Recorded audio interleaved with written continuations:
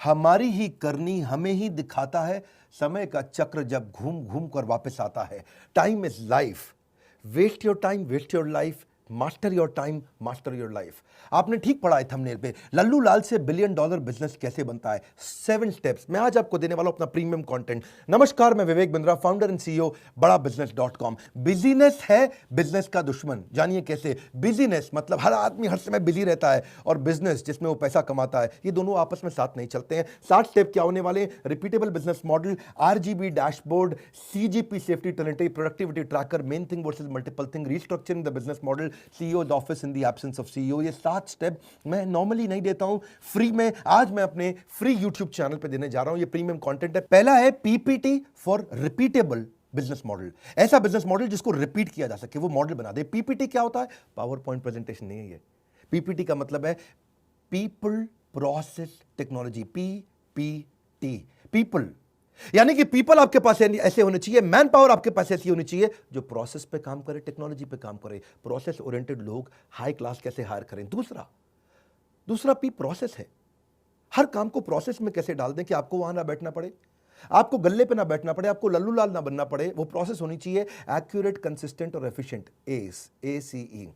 Accurate process कैसे बनाया जाए, कंसिस्टेंट कैसे? एक्यूरेट मतलब पहली बार में ठीक काम आए, कंसिस्टेंट मतलब हर बार एक जैसा आए। ये नहीं कि कभी आ रहा है आपका 100/100 काम, कभी आ रहा है 80/100, कभी आ रहा है 120/100। कंसिस्टेंट, एक जैसा रिजल्ट आए। और एफिशिएंट यानी कि स्पीड से रिजल्ट आए, इसको बोलते हैं प्रोसेस। ऐसा प्रोसेस कैसे बनाया जाए? और फिर है T टेक्नोलॉजी, यानी कि आपके बिना, आपकी मैन पावर के बिना भी स्पीड और स्केल से ऐसी टेक्नोलॉजी आपका बिजनेस बढ़ता चला जाए। सबसे बड़ी एफिशिएंसी वही है जो टेक्नोलॉजी को ढंग से इस्तेमाल कर सके। तो आपके पीपल, आपके प्रोसेस, आपके टेक्नोलॉजी, इसको बोलते हैं PPT। अगर आपके बिजनेस मॉडल में PPT है, पीपल प्रोसेस टेक्नोलॉजी ठीक है, आप बिजनेस ग्रो कर सकते हैं, नहीं तो नहीं कर सकते, वरना लल्लू लाल रह जाएंगे, क्योंकि आपको गल्ले पे बैठना पड़ेगा। क्यों डॉक्टर, लॉयर, चार्टर्ड अकाउंटेंट अपने बिजनेस को ग्रो नहीं कर पाते? क्योंकि वो लल्लू लाल ही रह जाते हैं, एक प्रकार से उनको अपने गल्ले पे बैठना पड़ता है। दूसरा है RBG डैशबोर्ड, ये बड़ा अच्छा है। RBG का मतलब हुआ एक बिजनेस का ऐसा डैशबोर्ड बना दो, रेड ब्लू ग्रीन। मेरी बात समझना, RBG इजी करूंगा, टेंशन मत लेना कोई। मेरे चैनल पे आए हो ना, मेरे चैनल पे बिजनेस को सीखना सबसे आसान है, केक वॉक ऐसे कर दूंगा। बिजनेस सीखना, इस देश में बड़ा बदलाव लाने वाले हैं। रेड ब्लू ग्रीन, जो भी डिपार्टमेंट आप कर रहे हैं, जो भी डिपार्टमेंट आप रन कर रहे हैं, जैसे आपके पास 5 डिपार्टमेंट, 3 डिपार्टमेंट, 7 डिपार्टमेंट है। हर डिपार्टमेंट की आपको रिपोर्ट शाम को, कुछ डिपार्टमेंट ऐसे होने चाहिए जिसकी रोज शाम को, और कुछ डिपार्टमेंट ऐसे होने चाहिए जिसकी वीकेंड पे, सैटरडे शाम को आपको रिपोर्ट मिल जाए। और रिपोर्ट नंबर्स के फॉर्मेट में हो, रेड क्या है, ब्लू क्या है, ग्रीन क्या है। एक dashboard needs to be in light, focus on cage in the KPIs।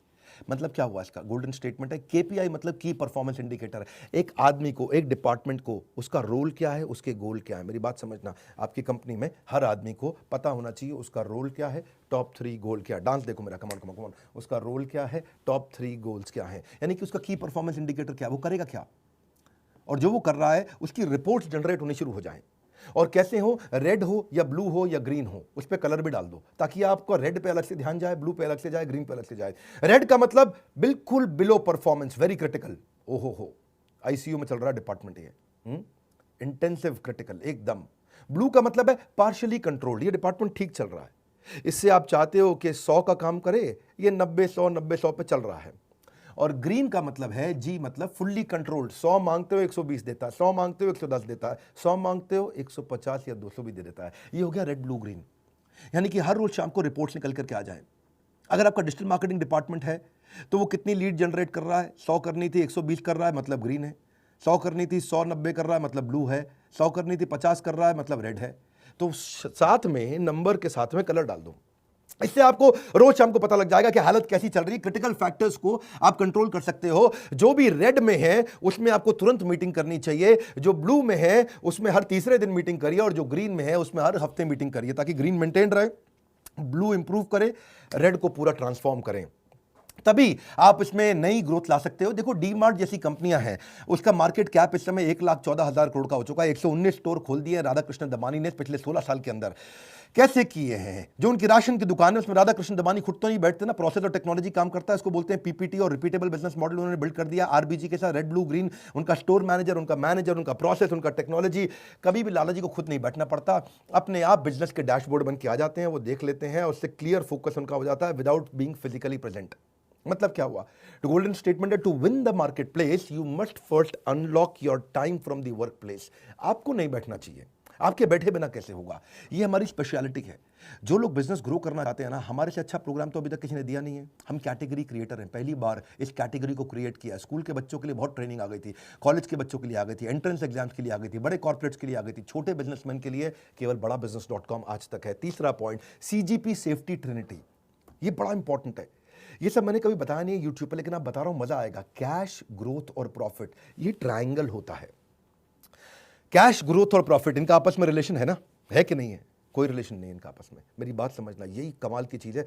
अगर आपको बिजनेस रिमोटली बैठ के कंट्रोल करना है, इन 3 चीजों को पकड़ लो हर हफ्ते। आपका इस हफ्ते कैश कितना आया, ग्रोथ कितना हुआ पिछले हफ्ते के मुकाबले या पिछले महीने के मुकाबले, और प्रॉफिट्स कितने बने थे। ये तीनों अलग चीजें हैं। ऐसा हो सकता है कि आपके बिजनेस में कैश आ जाए, यानी कि जो माल बेचा एडवांस पेमेंट आ गया, जो माल बेचा इमीडिएट पेमेंट आ गया, ग्रोथ भी हो रहा है, पिछले महीने 100 का बेचा, इस महीने 150 का बेचा, लेकिन मार्जिन नहीं था, जितने का बनाया उतने का ही बेच दिया। यानी कि आपकी ग्रोथ हुई, माल बहुत तेज बिका, सेल्स बढ़ी है, कैश भी एडवांस पेमेंट में आ गई, तुरंत पेमेंट में आ गई, लेकिन आपके मार्जिन नहीं थे, प्रॉफिट नहीं थी। यानी कि 100 की चीज को 100 में बेच दिया, 100 की चीज को 98 में बेच दिया, 100 की चीज को 95 में बेच दिया। दूसरी तरफ यह भी हो सकता है कि आपकी ग्रोथ हो रही हो, सेल्स खूब बढ़ रही हो, प्रॉफिट भी बहुत आ रहा हो, यानी कि आपने 100 की चीज 150 में बेच दी, लेकिन उधार में बेच दी, कैश नहीं आ रहा हो। यह भी पॉसिबल है कि ग्रोथ है, प्रॉफिट है, लेकिन कैश नहीं है। आपको सीजीपी तीनों कंट्रोल करने हैं। तीसरा सिनेरियो क्या हो सकता है कि आपके बिजनेस में प्रॉफिट है, 100 की चीज 150 में बेच दी, कैश भी है, तुरंत भी आ रहा है, लेकिन ग्रोथ नहीं हो रहा। पिछले महीनों में सेल्स ज्यादा हो रही थी, इस महीनों में सेल्स पिछले महीनों के मुकाबले कम हो रही है। पिछले महीने 3 महीने से सेल 1 करोड़ रुपए महीने की हो रही थी, अब 70 लाख रुपए महीने की या 90 लाख रुपए महीने की हो रही है। तो ग्रोथ नहीं हो रही, डी ग्रोथ हो रही है। आपको 3 चीजें कंट्रोल करनी है बिजनेस के अंदर। उसके बाद डिपार्टमेंट के रोल्स और गोल्स निकलेंगे। इसको बोलते हैं सीजीपी। ये एक इम्पॉसिबल ट्रिनिटी है। किसी की कोई 2 चीज कंट्रोल में आ जाती है, किसी की कोई 1 चीज कंट्रोल में आती है, 2 छूट जाती हैं। जिसकी तीनों कंट्रोल में आ जाती हैं वो डीमार्ट बन जाता है, 1,14,000 करोड़ की कंपनी बन जाता है, राधा कृष्ण दमानी। अब लल्लू लाल से $1 बिलियन बिजनेस बनाना कोई मुश्किल काम नहीं है, ये हमारी एक्सपर्टीज है, हम यही कराते हैं। आपको सीजीपी देखना है करंट महीने का, आपको सीजीपी देखना है पिछले पूरे क्वार्टर 3 महीने का, आपको सीजीपी देखना है ईयर टिल डेट, यानी कि जब से साल शुरू हुआ है। अगर अप्रैल में साल शुरू हुआ है तो नवंबर चल रहा है, पूरा नवंबर तक देखना है आपको सीजीपी क्या, यानी कि कैश, ग्रोथ और प्रॉफिट। ग्रोथ का मतलब सेल्स बढ़ रही है कि नहीं बढ़ रही। तो कैश, सेल्स, प्रॉफिट तीनों चीजें बढ़नी चाहिए, तीनों बिल्कुल अलग है। इसके ऊपर हमने एवरीथिंग अबाउट एंटरप्रेन्योरशिप में बहुत डिटेल में लिया है। एक कोर्स भी बनाया हमने, बिजनेस टू बिजनेस, आजकल वो कोर्स बहुत ज़्यादा बिका है हमारा, वो बड़ा फास्टेस्ट सेलिंग कोर्स है। एवरीथिंग अबाउट एंटरप्रेन्योरशिप के साथ ही लोग कोर्स तुरंत खरीद लेते हैं। बहरहाल अभी चलते हैं, इस वीडियो को समझते हैं कि अगर आप लीड्स भी देख रहे हो डिजिटल मार्केटिंग में, करंट मंथ की कैसी है, पिछले 2 क्वार्टर की कैसी है, पिछले साल इसी महीने कैसी थी, इससे आप ये डैशबोर्ड बना सकते हो, आसानी हो जाती है। चौथा point, CEOs office in the absence of CEO. क्या मतलब हुआ कि सीईओ तो है नहीं, लेकिन सीईओ को ऑफिस सीईओ की तरह रन कर रहा है। जैसे मैं भी अपनी कंपनी में, मैंने भी एक सीईओ ऑफिस बनाया है। मेरे ऑफिस में टोटल 8 लोगों की टीम है जो मेरा पर्सनल ऑफिस रन करते हैं। पूरी कंपनी का ऑफिस नहीं, ये मेरे 8 लोग ऐसे हैं जो मेरे एब्सेंस में, मेरे बिहाफ पे इस सारे डिपार्टमेंट्स को ड्राइव करते हैं। इससे फायदा क्या होता है, आप टाइम मैनेज कर सकते हो, जिस मीटिंग पे प्रायोरिटी देना है वहाँ फोकस कर सकते हो, अनप्रोडक्टिव मीटिंग छोड़ सकते हो, वो आपके बिहाफ पे रन कर लेंगे मीटिंग। आपको नोटिफिकेशन दे देंगे कब मीटिंग खत्म करनी है, कब चालू करनी है, और आप ग्रोथ की तरफ फोकस करते हो।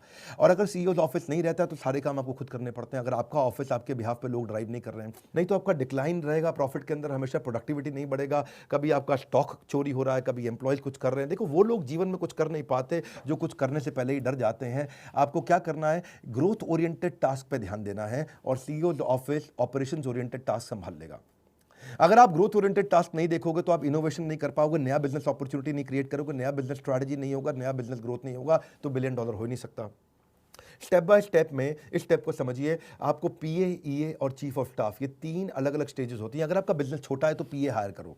पीए वो है जो आपका टाइम टेबल मैनेज करेगा, आपकी एक्टिविटीज़ मैनेज करेगा, आपकी अपॉइंटमेंट्स मैनेज करेगा, आपका ट्रैवल मैनेज करेगा, आपके क्लाइंट की फाइल्स मैनेज करेगा, आपकी ईमेल्स मैनेज करेगा, आपके इस तरह मैनेज करेगा कि आपके पास टाइम बच जाए। वो आपका ऑर्गेनाइजर होता है, ये होता है पीए। ये पीए मिल जाता है आपको 30,000 रुपये महीने पे। लेकिन जब आप पीए 30,000, जो क्लरिकल काम करेगा वो 25-30,000 का मिल ही जाएगा, सारे फ़ोन कॉल, सारी ईमेल, सारा फैक्स, सारी अपॉइंटमेंट, सब चीज़ें मैनेज कर जाएगा। लेकिन इनफैक्ट कई बार वो फ्रंट डेस्क भी मैनेज कर लेता है, डायरेक्ट क्लाइंट से मीटिंग भी फिक्स करता है। पर जो ईए है, अगर आपका बिजनेस बढ़ रहा है तो पर्सनल असिस्टेंट के साथ साथ आपको एग्जीक्यूटिव असिस्टेंट चाहिए। ये नॉर्मली एमबीए फाइनेंस होते हैं, चार्टर्ड अकाउंटेंट्स होते हैं, ये डैशबोर्ड बनाने में हेल्प करते हैं, ये आपके सीईओ का, आपके ऑफिस का एक एम्बेसडर होता है, ये डिसीजन लेने में मदद करता है, ये सारे एमआईएस रिपोर्ट्स बनाता है, ये एक्सेल शीट्स बनाता है, ये देखता है कि कौन सा डिपार्टमेंट अच्छा चल रहा है, कौन सा खराब चल रहा है, रिव्यूज़ में आपकी मदद करता है, प्रोजेक्ट मैनेजमेंट में मदद करता है। लेकिन अगर आपका बिजनेस काफ़ी बड़ा हो गया है, जैसे हमारा बिजनेस है, तो मैं चीफ ऑफ स्टाफ भी रखता हूँ। चीफ ऑफ स्टाफ एक और रोल है, वो इन सबसे बड़ा होता है, ये काफ़ी महंगा होता है। देखिए, एमबीए फाइनेंस या चार्टर्ड अकाउंटेंट आपको 1-1.5 लाख रुपए महीने पे मिल जाता है, पीए आपको 25-30-40 हज़ार रुपये महीने पे मिल जाता है, पर चीफ स्टाफ आपको 3-3, 4-4 लाख रुपए महीने पे मिलता है। जब बड़े बिजनेस ग्रो कर जाते हैं तो आपको ऐसे लोग रखने हैं जो आपको कंप्लीटली रिप्लेस कर देता है। आपके डायरेक्ट रिपोर्ट आपका सीएफओ, सीटीओ, सीएमओ, सीएलओ, जितने भी टॉप मैनेजमेंट के, सेल्स हेड, प्रोडक्शन हेड, जितने भी एचआर हेड, उन सब के साथ में ये डायरेक्टली आपके बिहाफ पे काम करता है। ये बर्ड्स आई व्यू देता है, हेलीकॉप्टर व्यू देता है, ऊपर से व्यू दे देता है कि भाई पूरा डिपार्टमेंट सारे कैसे रन हो रहे हैं। ये सारे के सारे डिपार्टमेंट्स में डॉट्स को कनेक्ट कर देता है, ये सारे डिपार्टमेंट्स को जोड़ देता है। ये आपके राइट हैंड मैन की तरह काम करता है। ये आपका वो एडवाइजर होता है, वो आपका ट्रस्टेड एडवाइजर है जो आपकी मदद करता है। ये आपके एनालिस्ट की तरह काम करता है, आपका डिसीजन फ्रेमर होता है। डिसीजन फ्रेमर में आपको सारे कंपैरिजन लाके दे देगा, डिसीजन आप ले लोगे उसके बाद। ये आपका प्रोजेक्ट मैनेजर है, ये आपका चेंज एजेंट है, ये एम्प्लॉइज के लिए कोच की तरह काम करता है आपके बिहाफ पे। जितने दिन आप नहीं रहते दफ्तर में, आप हफ्ते में 2 दिन दफ्तर आते हैं, तो बाकी के 4 दिन यही चलाता है आपके बिना दफ्तर। ये सारे लीडर्स के साथ एक स्ट्रैटेजिक प्रायोरिटी डिसाइड कर पाता है। ये गेट कीपर बन जाता है, हर आदमी को आपके कमरे में घुसने नहीं देता है, कैसा गेट कीपर बन जाता है। ये सारे लीडर्स के टाइम को मैनेज करा पाता है। तो ये बेसिकली मीटिंग की प्रिपरेशंस करा देगा, पूरा आपका स्ट्रैटेजिक प्लानिंग और अलाइनमेंट करा देता है। और ये इन्वेस्टर भी अगर आपके हो तो उनको भी ये खुद ही आपके बिहाफ पे एंगेज कर लेता है। अब डिपेंडिंग ऑन आपकी कंपनी कहाँ पे, आप पीए के स्टेज पे पहुंचे हो, बिल्कुल छोटी कंपनी है, बड़ी हो गई है ईए और काफ़ी बड़ी हो रही है, तो चीफ ऑफ स्टाफ आपको लिंक्डइन, naukri.com कहीं से भी मिल जाएंगे, और किसी अच्छे आप कंसल्टेंट को रखें तो वो आपको हायर करके दे देंगे। 5वां पॉइंट है प्रोडक्टिविटी ट्रैकर, 7 में से 5वां। वीडियो लंबा भी होगा तो पूरा ध्यान से देखिएगा, 2-3 बारी घुमाइएगा, क्योंकि मैं वर्ड्स पर मिनट ज़्यादा देता हूँ, कम समय में ज़्यादा नॉलेज देता हूँ। 1 घंटे के कंटेंट को 15 मिनट में दे देता हूं। प्रोडक्टिविटी ट्रैकर का मतलब क्या है? सारे एम्प्लॉइज आपके पीछे से क्या कर रहे हैं आपको अपने आप पता होना चाहिए। आप 2 दिन जाओ हफ्ते में ऑफिस, और बाकी 6 दिन, बाकी 4 दिन, यानी कि टोटल 6 दिन अगर आप काम करते हैं, तो मंडे ट्यूसडे आप गए, वेडनेसडे, थर्सडे, फ्राइडे, सैटरडे अपने आप काम बढ़िया चल रहा हो, अपने आप चल रहा हो, सारे केपीआईज अपने आप चल रहे हों, लोगों के की परफॉर्मेंस इंडिकेटर्स होते हैं। आपके पास अगर टेक्नोलॉजी नहीं है तो आप ट्रैक नहीं कर पाओगे, तो इसीलिए आपको प्रोडक्टिविटी सॉफ्टवेयर रखने चाहिए, ट्रैकिंग सॉफ्टवेयर रखने चाहिए, जिससे आपको डैशबोर्ड से पता चल जाए कौन काम कर रहा है, कौन काम नहीं कर रहा। HRMS के सॉफ्टवेयर आते हैं, इससे आप एम्प्लॉइज़ का परफॉर्मेंस अप्रेजल ट्रैक कर सकोगे, आप उनकी प्रोडक्टिविटी एफिशिएंसी ट्रैक कर सकते हो, आप अपने टाइम को अनलॉक कर सकते हो। और छोटी सी एक्सपेंस आता है इसका सॉफ्टवेयर का, जो कि इंस्टॉलेशन का, एक एम्प्लॉय पे 50 रुपये महीना, 100 रुपये महीना, 200 रुपये महीना, इससे ज़्यादा नहीं रहता है। आपके सारे एम्प्लॉइज़ कितना काम कर रहे हैं, कब लॉग इन कर रहे हैं, कब लॉग आउट कर रहे हैं, काम कर रहे हैं, नहीं कर रहे हैं, उनके सारे, इसके बड़े तरीके होते हैं। इससे आप उनका रिसोर्सेज सारे प्लान कर पाओगे, कहाँ रिसोर्स ज़्यादा चाहिए, कहाँ कम चाहिए। आप उनकी परफॉर्मेंस को मॉनिटर भी कर पाओगे, भाई इसकी तनख्वाह बढ़ानी है, किसकी नहीं बढ़ानी। आप पूरा प्रोजेक्ट मैनेजमेंट कर पाओगे कि टाइम से आप अपने काम को अचीव कर पाओगे कि नहीं। आप रियल टाइम, यानी कि अभी की अभी देख सकते हो कि आप ठीक चल रहे हो काम में, नहीं।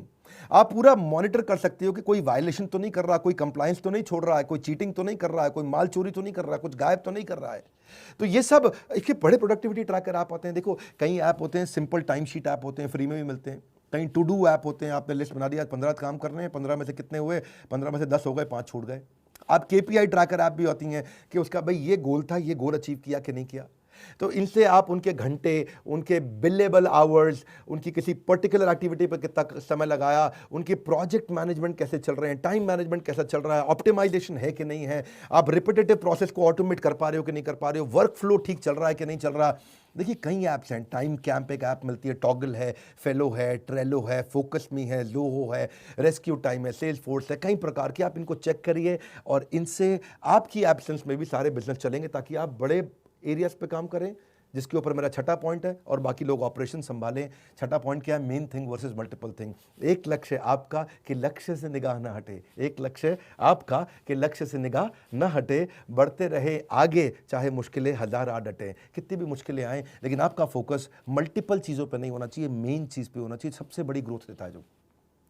मैं रोज ऑफिस नहीं जाता, हफ्ते में एक दिन ऑफिस जाता हूँ, 5 दिन 6 दिन मैं अपने ही घर से काम करता हूँ। मेरे पास एक जगह है, घर है, जहाँ मैंने छोटा ऑफिस वहीं बना रखा है, यहीं स्टूडियो मैंने बना रखा है, मैं यहीं से काम करता हूँ। और कैसे कर पाता हूँ? क्योंकि मैं मेन थिंग पे काम करता हूँ, जहाँ से बड़ी ग्रोथ आती है।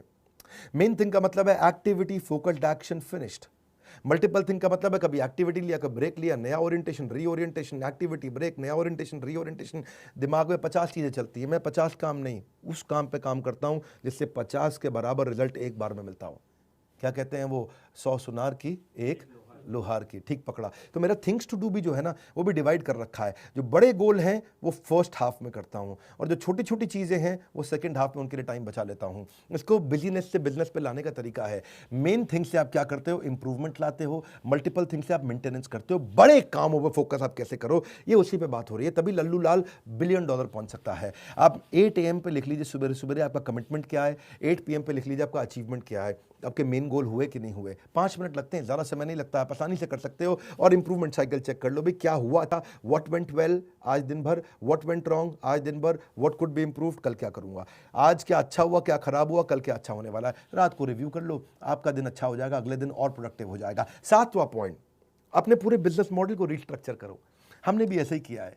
मैं कैसे स्टेप बाय स्टेप अपनी कंपनी को बहुत बड़ा किया, एवरीथिंग अबाउट एंटरप्रेन्योरशिप हमारे कोर्स में, ये सब चीज़ें एक साधारण बिजनेसमैन के लिए संजीवनी बूटी है, अमृत है हमारा कोर्स। क्यों हज़ारों लाखों लोग हमारा ही कोर्स खरीदते हैं? क्यों दूसरों के वीडियोज़ नहीं देखते? क्योंकि हम लोग बहुत बढ़िया एनिमेशन, बहुत बढ़िया कॉन्टेंट, बहुत बढ़िया प्रेजेंटेशन देते हैं, ईजी कर देते हैं सामने वाले के लिए। 1 घंटे की बात को 10 मिनट में सिखा देते हैं, इतनी स्पीड से दे देते हैं। ये सब हम क्यों दे पा रहे हैं? क्योंकि हम कैटेगरी क्रिएट करके आज, that's the reason we are number 1 by far. Number 2, 3, 4, 5 पे कोई दिखता नहीं है, अहंकार नहीं है, ये हम विनम्रतावश आपकी सेवा के लिए करने का प्रयास कर रहे हैं। डॉक्टर, लॉयर, चार्टर्ड अकाउंटेंट, ये जितना काम करते हैं उतना कमाते हैं, लेकिन अगर आप इसको समझ जाएं, ये इस बिजनेस मॉडल को, इसको बोलते हैं पैसिव इनकम का बिजनेस मॉडल। आप अपने आप कमाएंगे, आप नहीं रहेंगे अपने दफ्तर में तो भी आप कमाएंगे। Passive income is must, because you may retire but your money will never retire. वो हमेशा आपको कमा के देगा।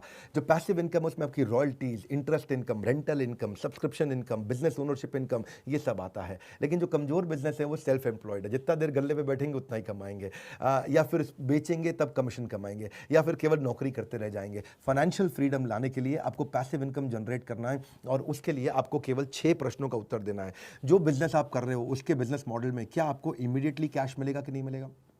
दूसरा, क्या आपके बिजनेस मॉडल में रेगुलर कैश मिल रहा है कि नहीं मिल रहा आपको? तीसरा, क्या आपको सस्टेन्ड कैश मिलेगा या कभी कम ज़्यादा होगा?